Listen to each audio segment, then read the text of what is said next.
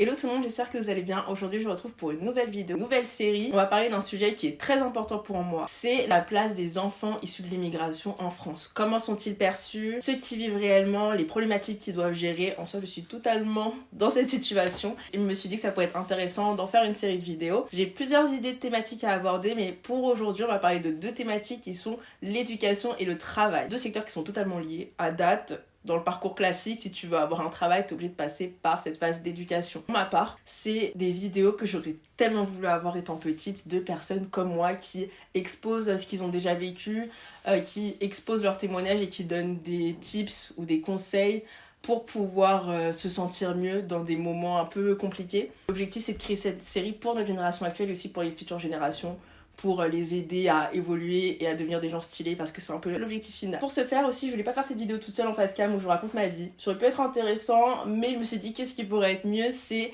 de faire cette vidéo avec plusieurs personnes. Pour moi, c'est un sujet qui doit se partager, qui doit être énoncé par plusieurs personnes, donc j'ai fait plusieurs interviews. Je trouve ça intéressant d'avoir plusieurs avis, plusieurs types de témoignages, parce qu'on n'a pas du tout vécu la même chose, on n'a pas tous vécu les mêmes formes de racisme ou de discrimination, on a peut-être les mêmes sentiments, on ressent peut-être les mêmes choses, mais on les a vécus tous différemment. Et je pense que ça peut aider des personnes qui sont actuellement dans ce cas-là ou qui vont être amenées à être dans ce cas-là. Pour info, cette série se fera au compte-gouttes. J'ai pas prévu les autres épisodes, là je sors le premier épisode. Le deuxième va peut-être sortir cet été ou en septembre, je verrai. Que le format va évoluer aussi en fonction du temps.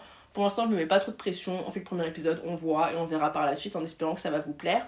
Et petit disclaimer, l'objectif de cette vidéo, c'est pas de nous victimiser ou de nous rabaisser ou quoi. C'est juste d'exposer des faits, d'exposer des témoignages, des faits que les personnes ont vécu, de donner des tips et des moyens pour pouvoir essayer d'évoluer et d'aller mieux. L'objectif, c'est qu'on se soutienne. Donc on va commencer sans plus tarder. Du coup, comment ça va s'articuler? On aura différentes rooms avec différentes personnes par room. Et les personnes vont répondre aux questions que je vais vous énoncer maintenant. Première question, est-ce que vous pouvez vous présenter? Salut, moi c'est Julie, j'ai 23 ans et je suis étudiante en médecine. Moi je m'appelle Zia, j'ai 18 ans, je suis étudiant en sciences politiques et créateur de contenu sur les réseaux sociaux. Je coach des personnes dans la prise de leur confiance en eux et j'ai mon podcast. Alors je m'appelle Lionel, je suis entrepreneur. Merci pour vos retours. Deuxième question, avez-vous déjà vécu une forme de racisme, de discrimination ou de micro-agression dans le cadre de l'école ou même du travail? Première expérience que j'ai eue avec le racisme, et je me rappelle très très bien, j'étais en primaire, je devais avoir 8-9 ans, et je m'étais un peu embrouillée avec une pote à moi, Ouais. donc c'était rien de ouf, hein. Et pendant l'embrouille, elle m'a dit sale noire. Comme ça? Ouais, elle m'a sorti sale noire.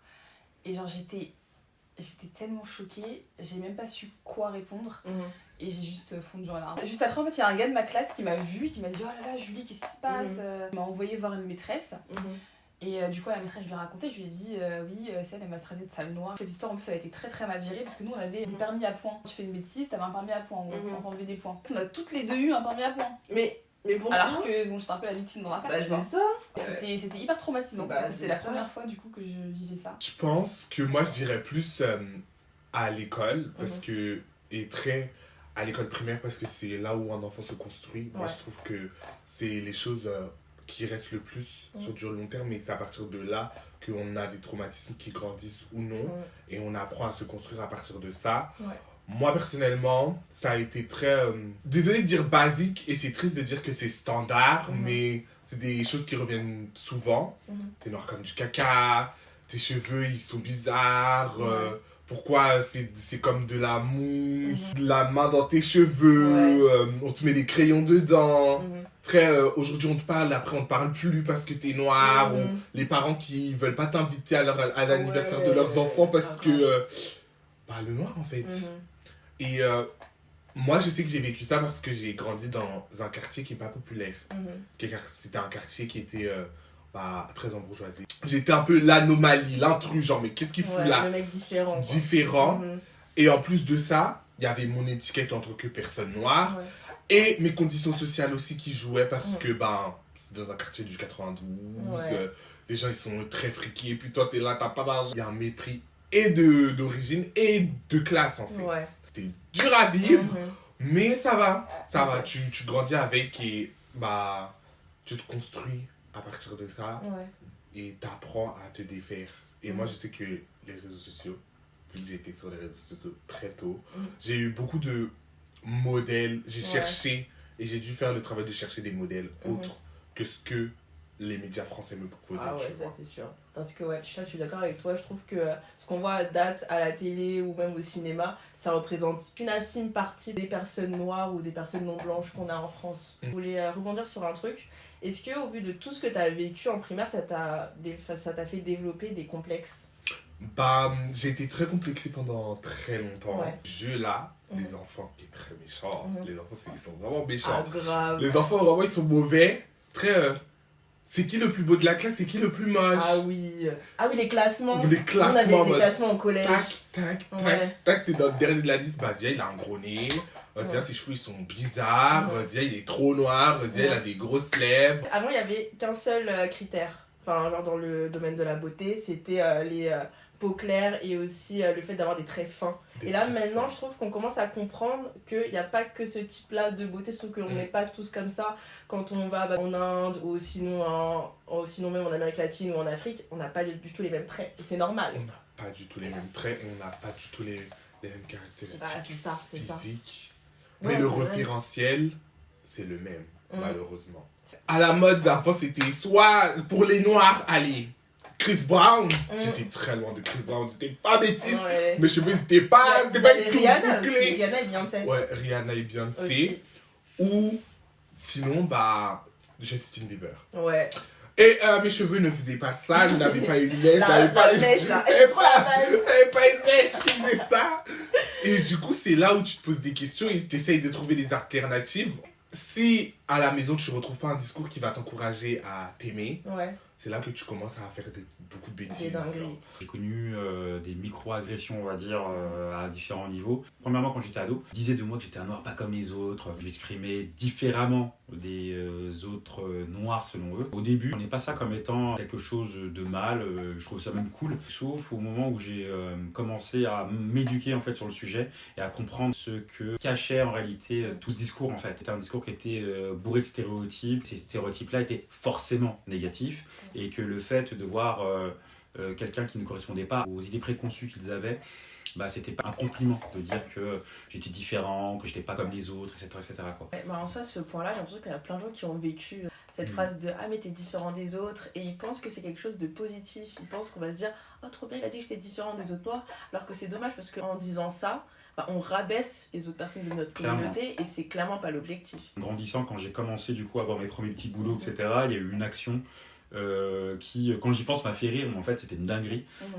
Donc je suis parti chercher du travail avec un ami qui est blanc. Parti en fait postuler ensemble dans un restaurant qu'il connaissait pour être serveur. Je suis posé employeur à isoler mon pote. Demandé est-ce que ton pote a laissé ses papiers. Donc pour me tuer. Et non, je te jure que c'est vrai. Il l'a vraiment isolé? Ouais, il l'a clairement isolé. etc. Et puis le mec l'a dit bah oui, bien sûr. Bah ouais. Voilà. Et puis mon pote me l'a dit directement en sortant. Ouais, ça donne pas forcément envie de travailler avec la personne en question. Etc. La deuxième expérience que j'ai vécue, c'est un peu compliqué à expliquer. À la fac, tous les 3 mois, on change de stage. Ce que j'ai remarqué, et en fait, c'est un ressenti vraiment que j'ai. À chaque fois, en début de stage, j'ai l'impression qu'on me prend pas au sérieux. J'ai l'impression que quand on me voit, les médecins, en tout cas, quand ils me voient, ils se disent vas-y, elle, tu vois. Vas-y, elle. Ils vont toujours regarder la personne à côté de moi, tu vois. Ils vont faire une explication sur un truc. Ils vont toujours regarder la personne à côté de moi et jamais me regarder moi dans les yeux. Et parce que alors que par exemple, c'est moi qui pose la question, tu vois. Si. Mais ils vont pas me regarder dans les yeux, ils vont toujours regarder la personne à côté, que ce soit une fille ou un garçon. Du coup blanc. Toujours ce ressenti-là que j'ai dans chaque début de stage. Et après, au fur et à mesure du stage, quand ça passe mieux, on apprend à se connaître, voilà, ils voient que je suis pas illettrée, quoi. Ils comprennent que t'es quelqu'un. Voilà. Et au premier abord, c'est toujours la réserve. C'est inconscient, tu vois, je pense pas que ce soit fait exprès, mais c'est vrai que c'est un ressenti assez dérangeant.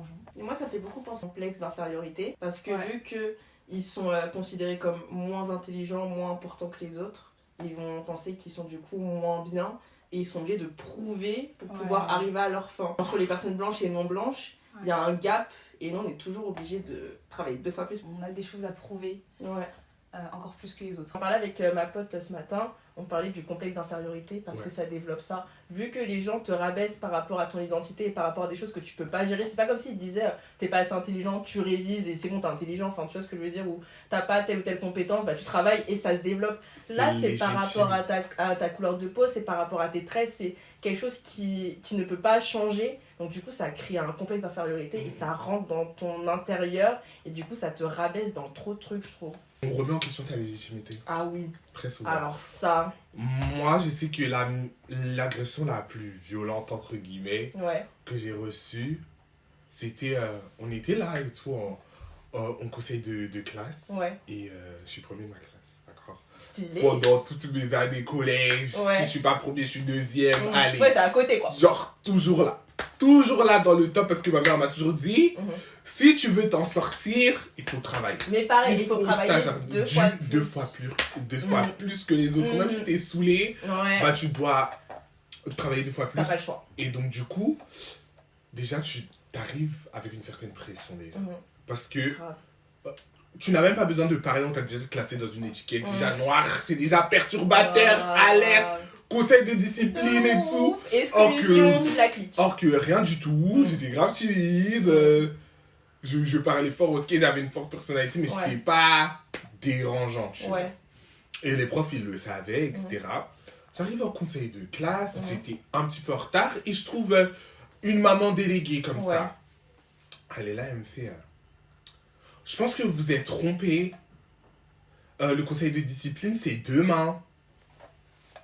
C'est une blague. C'est une blague, bah. Je te jure.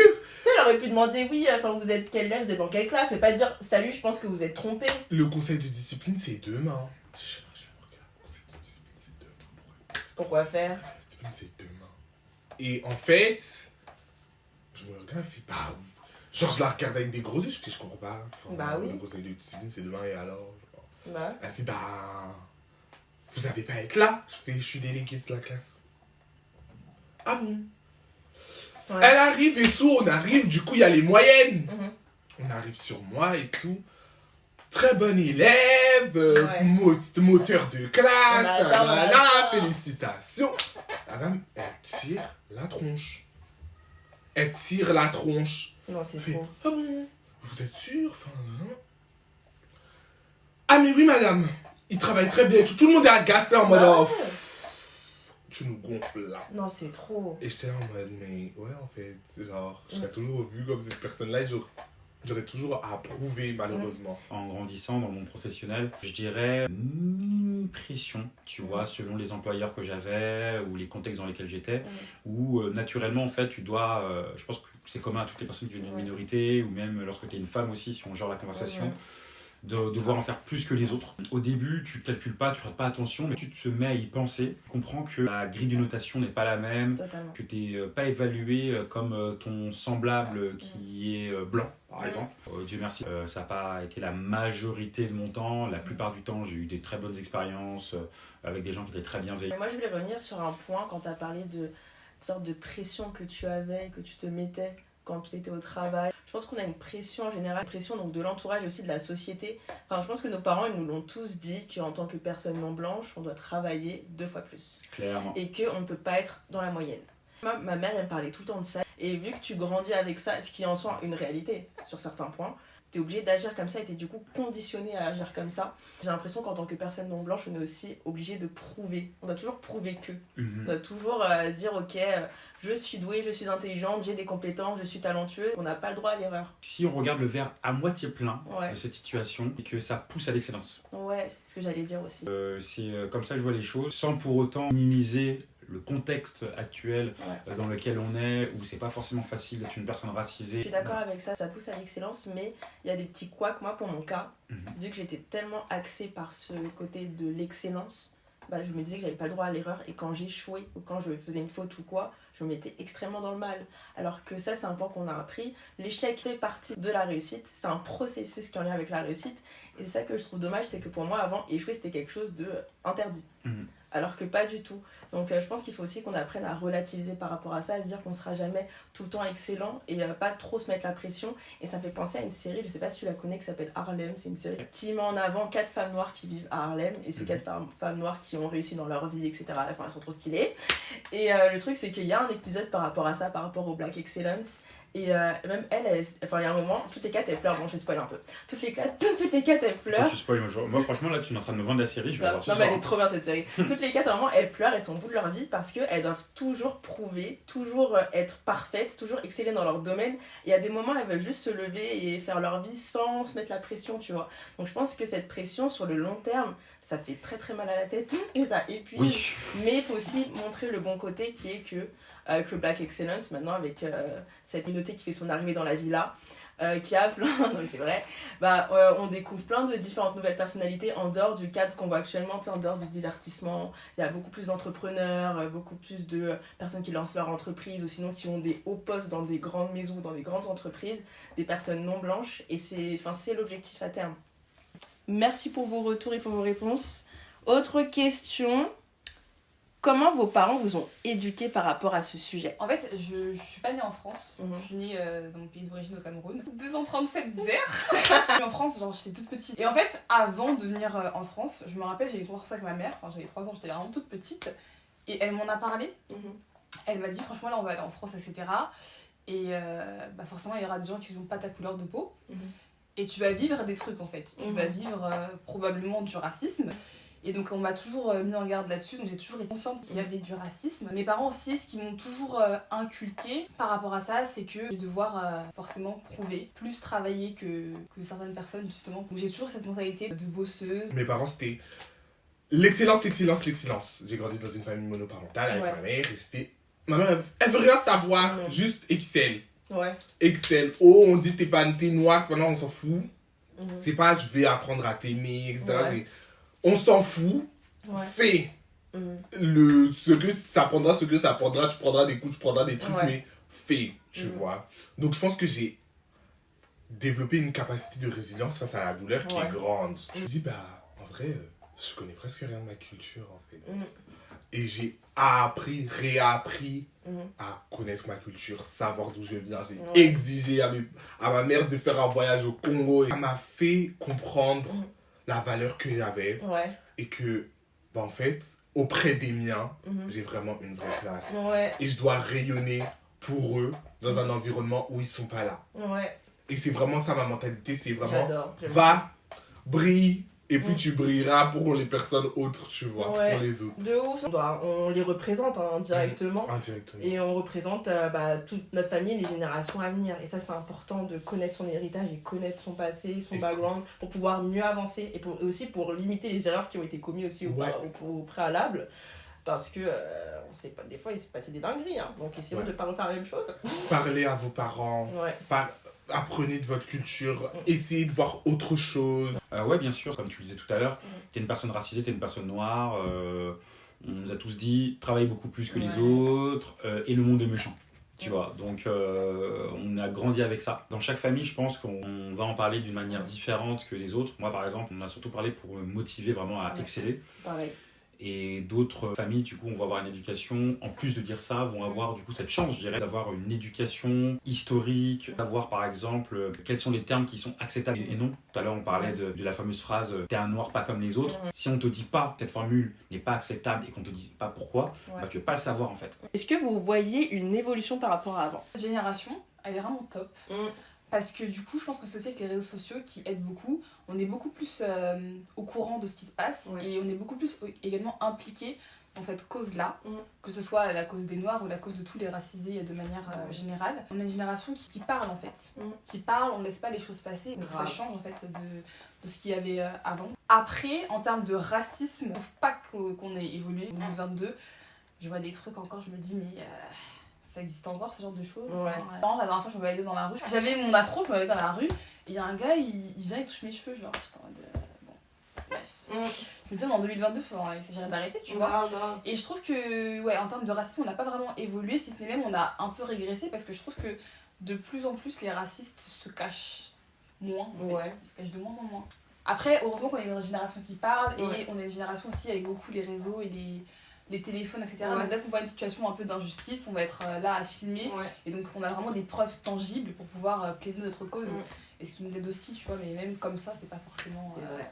Après, ouais, je suis d'accord avec ce point-là, mais je trouve qu'il y a quand même une évolution par rapport à avant. Si on parle par exemple du domaine de l'éducation et du travail, il y a des secteurs où vraiment il n'y avait pas du tout de minorité, et là maintenant il y en a. Après, il y a encore du taf à faire, je trouve, parce qu'il y a des secteurs où il y en a encore très peu de représentation. Et aussi par rapport aux réseaux sociaux, je suis tout à fait d'accord avec toi. Le fait d'avoir la possibilité de voir en direct ce qui se passe, que les gens sont beaucoup plus réveillés par les sujets. Il y a plein d'influenceurs aussi qui parlent de ce qui se passe. Donc ouais, je suis tout à fait d'accord avec toi. Après oui, certes, il y a quand même encore des régressions sur certains points. Et je pense que tout part par l'éducation en fait. Je pense que quand tu grandis dans un cadre où tes parents te disent que telle personne, c'est bizarre, bah du coup c'est ça qui est ancré en fait. C'est ça le truc. T'es matrixé quoi. C'est ça. Moi, je dirais que c'est à nuancer. Une évolution, elle est là, on peut pas la nier. Ah, grave. Genre, on peut pas la nier. Il y a une évolution. On voit beaucoup plus de personnes noires sur la scène médiatique, tu vois, qui font d'autres choses. Et même, même dans la vie de tous les jours, tu vois une personne noire, même si des fois, moi, ça m'étonne des fois. Je suis en mode, une intérieur noire. Ouais, si. Je suis en mode, j'avais pas l'habitude, genre, ça change. Nouveauté, genre. Mais ouais, ça évolue. À pas de fourmis, et ça évolue quand même. Et je pense que toutes les personnes noires devraient avoir une éthique importante. Et comprendre que leurs actions, malheureusement, que on nous a enlevé un peu cette individualité-là de dire que je suis noire, mais je suis moi d'abord. Genre, t'es noir, puis tais-toi. Et pas tais-toi et noir. Et donc, du coup, ça a un impact. Tes actions, elles ont un impact sur le reste de la communauté. Donc, faire attention, tu vois. À partir de notre génération, ou même aussi un peu les gens au-dessus de nous, ça commence à arriver là. On commence à avoir des évolutions. Et je pense qu'avec les réseaux sociaux, il y aura un grand impact. Parce que, en fait, les réseaux sociaux, c'est tellement un truc de ouf. Parce que t'as ta communauté, t'as plein de gens qui te suivent. Et tes actions peuvent avoir un impact beaucoup plus grand que la télé. Parce que déjà, la télé, à part nos parents, personne ne regarde. Et encore, tu vois, c'est un peu la fin, tu vois, de la télé. Et avec les réseaux sociaux, tu peux tellement impacter les gens, en bien ou en mal. C'est pour ça que c'est important de bien l'utiliser. Et avec notre génération, c'est vraiment en train de changer. Là, par exemple, je trouve que les femmes et les hommes noirs plus jeunes, ils s'affirment plus, ils s'assument plus. Parce qu'ils ont tellement de modèles, par exemple comme toi ou même tes potes et tout, vous êtes des modèles en soi. Donc il y a tellement de modèles comme ça qui se disent regardez, par exemple Zia il est stylé, du coup je vais faire un peu comme Zia, tu vois. En fait c'est ça, t'as une influence. Et après j'ai donné ton exemple, mais il y a d'autres personnes comme Crazy Sally, il y a Nissa qui ont des bonnes influences et qui montrent que le noir c'est stylé. Vu qu'on a été entraîné du coup à... et éduqué à en faire plus que les autres et à être résilient, etc. Quand t'es bon, et en fait on veut pas t'esquiver quoi. Donc, et de l'autre côté, pour nuancer aussi, en France, tu vois, qui est un pays fondamentalement blanc, et de plus en plus de blancs qui sont éduqués, qui sont sensibles à ce sujet-là, et qui essayent de faire attention. Et moi par exemple, il y a des entreprises, je suis convaincu au début des années 2000 où en étant noir ça allait être difficile, mais que dans ces mêmes entreprises-là aujourd'hui, dans lesquelles j'ai vécu, tu vois, qu'il y avait une domination où il y avait 90%, enfin peut-être j'étais le seul noir, c'est ok, mais qui avait à cœur en fait d'essayer un peu d'avoir de la diversité, une évolution, enfin je parle en France, d'accord, on est ici, une évolution sur la condition des noirs qui change de plus en plus. C'est vrai, en fait en soi c'est une question d'éducation et aussi d'empathie, parce qu'il y a plein de personnes blanches qui comprennent pas les différentes problématiques qu'on a parce qu'ils ne le vivent pas. Et ça c'est un truc qui se travaille sur le long terme, donc c'est parti. Très confiant pour la suite. Ouais, pareil. Et le dernier point, avez-vous des conseils ou des tips à donner aux personnes qui ont vécu ou qui vivent le racisme, des formes de discrimination? Déjà, ce que je dirais, en tout cas pour toutes les personnes racisées, c'est soyez fiers de qui vous êtes, soyez fiers de votre culture, de vos origines, parce que c'est ça qui fait un peu votre force et qui fait également votre singularité. Donc soyez toujours fiers de ça et justement utilisez ça pour pouvoir progresser ou investir dans des domaines qui vous intéressent. N'ayez pas peur de vous lancer dans un domaine sous prétexte que vous n'êtes pas représenté. Justement, vous pouvez être la première personne à être dans ce domaine et ouvrir la voie justement à ceux qui sont après. Donc franchement, faut pas hésiter, ça va pas être facile. Honnêtement, vous allez sûrement vivre beaucoup d'injustices.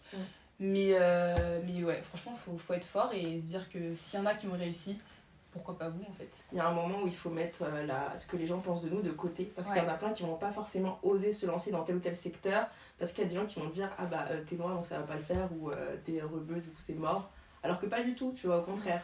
Si t'as à cœur de vouloir travailler dans tel ou tel secteur et il n'y a pas ou très peu de minorités ou très peu de personnes qui te ressemblent, c'est un combat en plus pour pouvoir y aller et pour pouvoir, comme tu disais, tracer le chemin pour les générations à venir. Et moi, ça me fait Vraiment. beaucoup penser à l'histoire de Dati McDaniel, qui est la première femme noire à avoir eu un Oscar.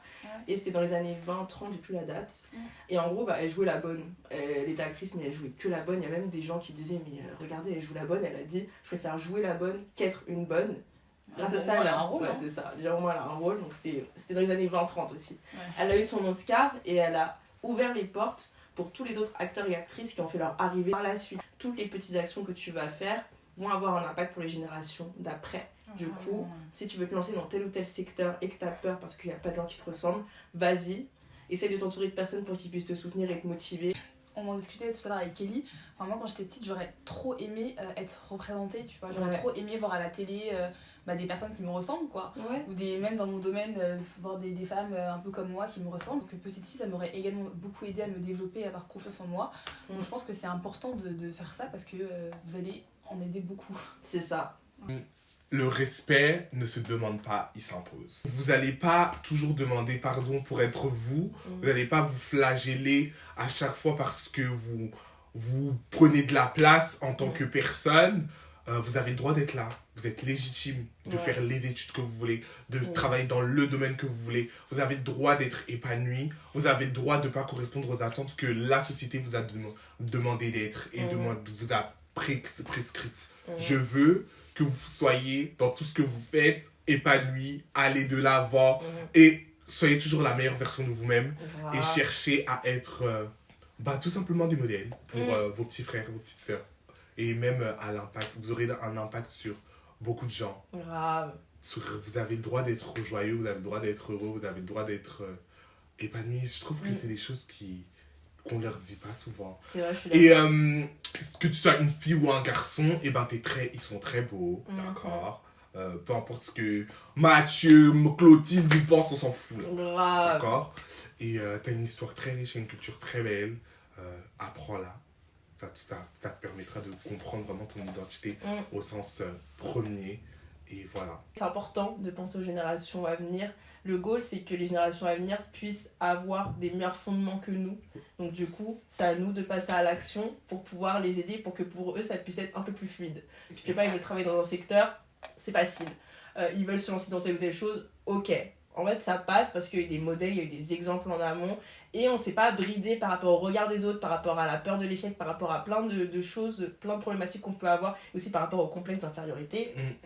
On ne s'est pas bridé par rapport à tous ces éléments-là pour que les enfants qui vont arriver après puissent avancer plus facilement. Donc nous, ce qu'on fait, c'est qu'on est en train de créer la route. Alors, c'est d'en parler, clairement. Sur le coup, quand tu es victime d'une microagression, ça va dépendre de ton tempérament. Tu as des personnes qui vont avoir le répondant de pouvoir faire face, sur l'instant T, à l'agresseur. Voilà. Tu as d'autres qui ont besoin de s'extirper de ça pour après processer, et puis voilà. Donc le concept, vraiment, c'est d'en parler. Pouvoir aussi exposer le problème, du coup, publiquement. Quand je dis publiquement, c'est pas forcément parler sur les réseaux sociaux, etc. Non, ça peut être dans le cadre du travail, directement parler à ses supérieurs, à la RH, etc. Si il s'avère qu'il n'y a pas de suivi de l'affaire, du coup on parlait à d'autres structures annexes. Je pense que face à des problèmes liés au racisme, etc., tout le monde est gêné. Alors toi déjà en tant que personne agressée, t'es gêné. Même par exemple si on parle à la RH va être ultra gênée parce que se dit attends, il faut que je fasse quelque chose, mais en même temps... Ça peut avoir un impact négatif sur l'entreprise. Exactement. On l'a vu avec les réseaux sociaux. La plupart du temps en fait ça va être... les gens vont être dans une logique de fuite. Tout le monde va être dans... Chaque individu...